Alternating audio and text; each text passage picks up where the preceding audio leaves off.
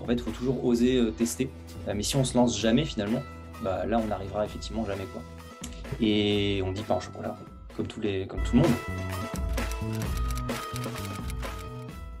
Alors, je suis né à Valence dans la Drôme en 92, donc du coup, j'ai 29 ans. Du coup, je suis d'origine française, d'un père né au Brésil, mais qui est français, du coup, et d'une mère qui est née en Bretagne. Voilà. Donc, plutôt classique. Alors, avant de tomber dans le web, j'ai fait des études plutôt classiques, commerciales, on va dire. J'ai un bac plus 3 en fait. Et j'ai rapidement quand même commencé à bidouiller un petit peu des sites internet. J'ai commencé par de l'adulte, comme beaucoup de SEO, pour me former tout simplement et pour m'amuser un petit peu. Et j'ai en fait après rapidement été quand même dans le SEO, dans le sens où j'étais dans une petite agence où je faisais du web marketing au global. Et en fait, le chef de projet SEO a fini par partir. Et donc, j'ai été un peu catapulté, on va dire comme ça, chef de projet SEO avec assez peu d'expérience. Et je me suis formé sur le tas. Alors, mon premier succès, bah, ça a été finalement justement de pouvoir créer des sites quand j'étais encore voilà, salarié et d'avoir du trafic assez rapidement. Ce qui me manquait, c'était la partie monétisation. Par contre, du trafic, j'arrivais à en avoir assez rapidement. Donc, c'était ça, c'était de voir sur Analytics bah, tout simplement qu'il y avait 100, 200 visiteurs par jour qui venaient sur le site. Et après, se poser la question de dire, bah, super, mais par contre, je gagne zéro avec, quoi. Donc, voilà. Alors, moi, j'ai plutôt commencé par le contenu, parce que les backlinks au début, c'est assez compliqué finalement quand tu n'as pas de budget d'en choper des bons. Donc, vraiment, les premiers sites que je créais, je faisais absolument zéro backlinks. Après, c'était une autre époque, c'était peut-être un peu moins important, on va dire, et j'étais sur des thématiques relativement ouvertes. Donc, vraiment, plutôt contenu avant de penser backlinks. Ouais. Alors, plutôt affiliation. C'est vrai que le e-commerce, il y a quand même la contrainte de devoir envoyer les produits ou à minima gérer les commandes et le service client. Là où l'affiliation, bah, tu peux vraiment le faire en sous-marin. Tu n'as pas de client à gérer du tout, tu n'as pas de service après-vente à gérer. Donc, par rapport à la facilité, affiliation, clairement. Alors, juste avant cette interview, ça va être très chiant, mais je travaillais, puisque du coup, on est un jour ouvré. Donc, je travaillais en coworking, tout simplement, et j'étais en train de tester justement une stratégie sur YouTube qu'un conférencier a expliqué à House of Business. Super conférence. Voilà. Les deux, pour le coup, j'aime bien, comme je l'explique des fois en conférence, j'aime bien faire les deux vraiment, plutôt black hat en réalité de base, puisque les premiers sites que je faisais, finalement, j'aimais bien moi, tester des choses pour essayer de casser un peu Google. Je le prends vraiment comme un jeu finalement. Mais après, je trouve que pour la pérennité, le white hat, c'est quand même passer les core updates de manière plus sereine et avoir des hausses plutôt que des baisses, c'est plus sympa. Donc les deux, vraiment les deux. Alors, je bosse à peu près des créneaux classiques, on va dire. Je fais du 9h30, midi 30. Et en général, je finis à 17h30 par contre. Donc, on finit assez tôt. Et je sais qu'à une période, je ne travaillais pas le mercredi. Donc, j'avais le luxe de pouvoir me dire, bah, le mercredi, je fais ce que je veux et je n'ai pas forcément besoin de travailler, quoi. Donc, j'essaie de ne pas être dans un truc 35 heures à tout prix ou 40 heures. Voilà. Le SEO.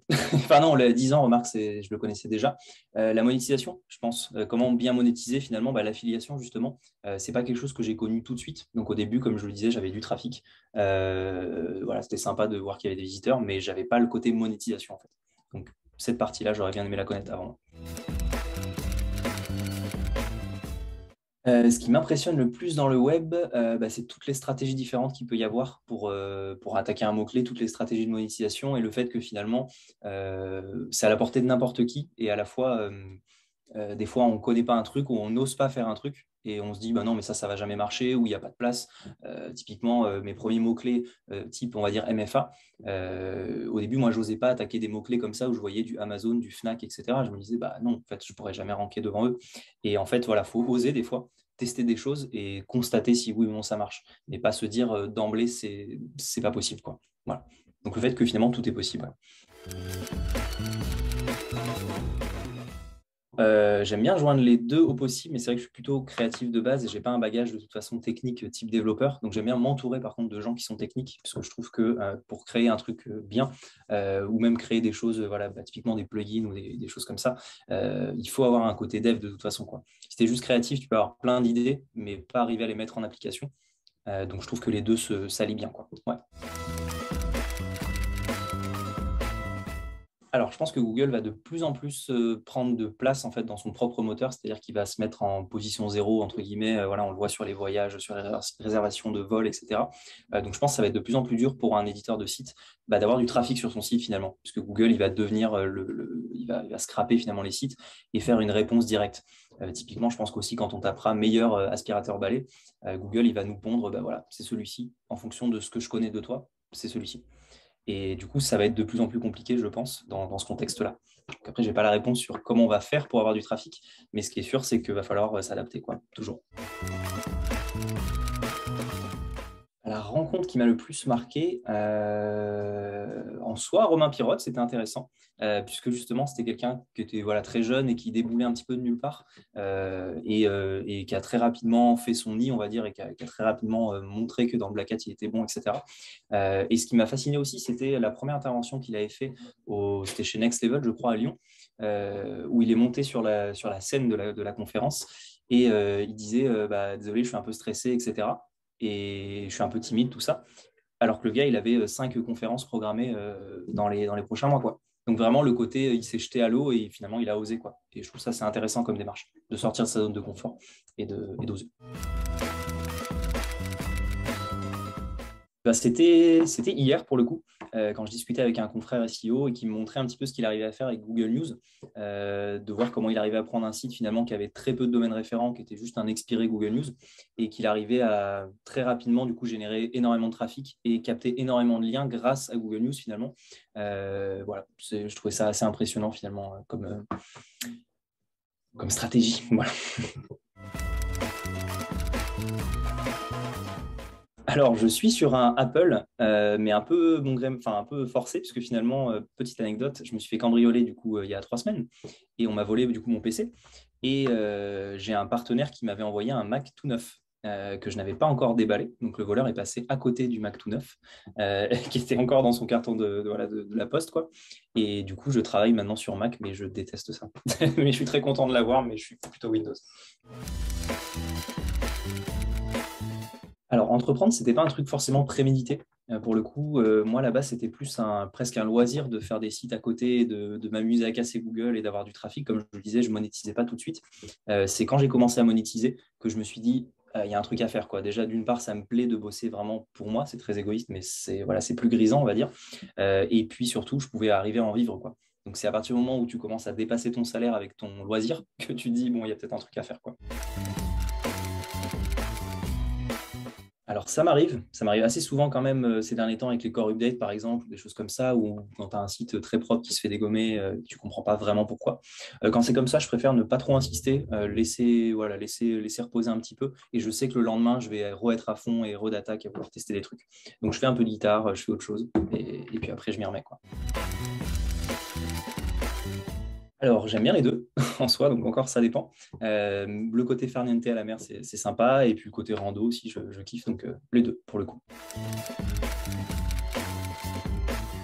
Alors, quand j'étais petit, j'avais vu Jurassic Park à peu près 50 fois, je pense, donc je voulais être paléontologue.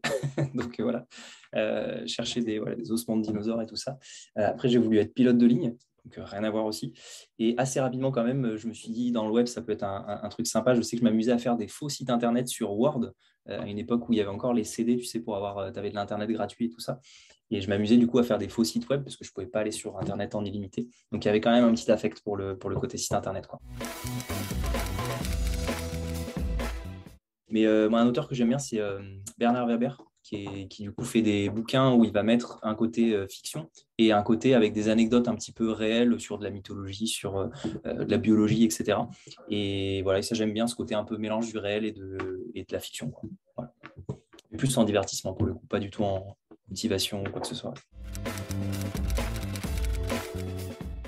Alors mon plat préféré, je pense que c'est les lasagnes. Plat assez classique, mais toujours efficace, quoi. Voilà.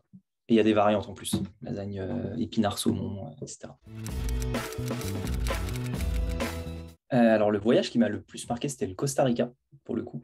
Et petite anecdote dessus, alors c'était plus avant le voyage, pour le coup, mais c'était quand on est passé par les États-Unis, en fait, pour ce voyage-là. Et aux États-Unis, ils sont ultra parano de tout ce qui est sécurité, etc. Donc, en fait, ils m'ont pris, ma copine et moi, à part. Et ma copine a eu la super idée de vouloir être surclassée. Et donc, elle a mitonné en disant ah, on va se marier, c'est notre lune de miel, etc. Et du coup, quand elle m'a dit ça, moi, elle m'a posé des questions qui n'avaient rien à voir, parce qu'elle te cuisine, en fait, savoir si tu mitonnes. Et quand elle m'a dit ça, bah, en fait, on aurait pu juste se faire complètement arrêter par la douane ou un truc comme ça, quoi, en voyant que nos histoires ne concordaient pas du tout. Donc le voyage aurait pu s'arrêter là, finalement, quoi, du coup, aux États-Unis, voilà, en prison. Plutôt popcorn sucré. Non, pour moi, c'est plus un dessert ou un plaisir, en tout cas. Ouais, plutôt sucré. Donc la personne qui m'inspire au quotidien, ça va plutôt être les personnes. Bah, je dirais que c'est mes parents voilà, qui sont arrivés à rester avec droit dans leurs bottes, avec des bonnes valeurs et surtout à rester simples, des plaisirs simples et pas, voilà, pas se compliquer la vie plus que ça finalement. Donc ouais, ça, c'est classique, mais je dirais que c'est mes parents qui m'inspirent le plus. Ouais, bah, je dirais qu'il faut oser finalement. Il ne faut pas se dire c'est perdu d'avance en fait. Il ne faut pas se dire non, il y en a déjà qui font ça mieux que moi. Ça, c'est vraiment sur le web. Il y a toujours quelqu'un qui fera ça mieux que vous avant vous en fait. Il n'y a pas un truc où il y a zéro résultat sur la SERP avec du volume par exemple. Donc en fait, il faut toujours oser tester. Et en général, au pire, on commence petit, on grappille un petit peu.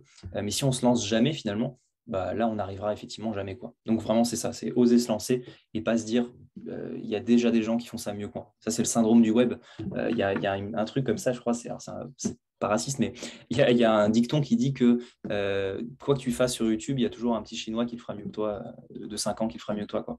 Parce que voilà, tu veux poster des vidéos de musique sur YouTube, bah, tu as plein de mecs qui peuvent être bien meilleurs que toi finalement. Mais après, tu peux toujours trouver un angle différent pour faire en sorte que bah, tu aies quand même une audience et que tu existes quand même, quoi.